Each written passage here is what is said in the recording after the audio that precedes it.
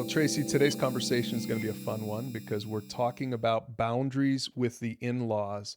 This would have been a great one for us to talk about, say, 20 years ago or so. But before we get to 3 really practical steps to take, Tracy, who should be listening to this? What are some dynamics that people should maybe be aware of to know that they should keep listening? Yeah, couples out there, if you fight every time you're getting ready to go for a family visit or to the family reunion because both of your families or one of your families is hard to deal with, this is a good topic for you. It's definitely showing that there's probably some boundaries that you need to have in place. Let me just give you a couple of examples that happens with a lot of couples. Picture yourself, you're going to your family reunion and your spouse is like, ugh, when you get around your family, you're just a different person. You're moodier, you're judgmental, you get crazy. I mean, I don't know. Another thing might be your spouse will say to you, I just feel like you totally ignore me when we're with your family. I'm like not even a person. Or maybe some of you have the really bad thing where there's triangulation in the family where maybe your mother-in-law talks behind your back to your sister-in-law because she doesn't like something that you're doing. And so when you're getting ready to go see the family, you're just like, ugh, who's talking about me now or who's gossiping now? So these are just a couple of examples. The bottom line is if you feel like you and your spouse are fighting about family dynamics of either of your families, then it's time to have some conversations to get boundaries in place to protect you and your marriage. So if you're still listening, here are 3 steps to drawing boundaries with your in-laws.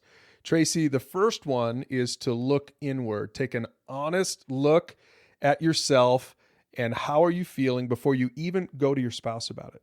Right. So each of you needs to kind of take the time to look at yourself. When you're fighting with your spouse about going to see his family or your family, you need to stop and be like, okay, how do I played a part in this? How do I get stressed out or anxious when I'm going to his family? Or what do we fight about where he doesn't like about when we go to my family? And just really take some time to look inward and be honest with yourself about the angst that you feel, the stress that you feel, and when you're feeling it, and what the dynamics or situations are surrounding that, so that you're ready to go have a conversation with your spouse to say, okay, here's where I'm coming from. Yeah, because if you don't do that, you might respond out of emotions and you might end up saying something about your spouse's mom that you're going to regret later. Exactly, which I'm sure a lot of couples have done. So the evaluation piece is really about just identifying what you're feeling and why.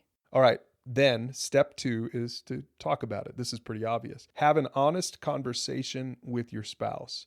This is where both of you have to really learn how to express your true feelings. Right. So if I need to come to you and say, hey, when we get around your family, it just feels really unsafe because I feel like my mother-in-law, your mom is judging me, or she doesn't like how we discipline our kids or how we spend money or whatever it is. The responsibility then in that part of our conversation is for you to say, you know what? I don't want you to feel unsafe around my family. What can we do to start to mitigate that? What boundaries might we need to put in place to help with that? So this might be a good place to remind people about these 2 communication tips.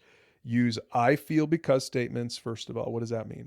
Yeah, so if you are expressing to me some stress or something that you're frustrated about with my family, you're going to say, I feel this way because whatever the situation. Instead of saying, you're such a jerk or your mom's such a jerk or your dad's your such a jerk. Your family's crazy and I hate to be around them. Definitely not the right way to start that. Right. And the second thing then is to use what I hear you saying is, right? So if your spouse is explaining how they feel, instead of you just rebutting, you need to make sure to go in and say, here's what I hear you saying. This is how you feel because of this. Right. And I think that's really key that in the talking about it time, this is about you and your spouse getting on the same page. That's just basic communication, that this isn't the time to bash each other's families. You're naturally going to defend your own family. So don't start your conversation by accusing your spouse and that his family or your family's crazy.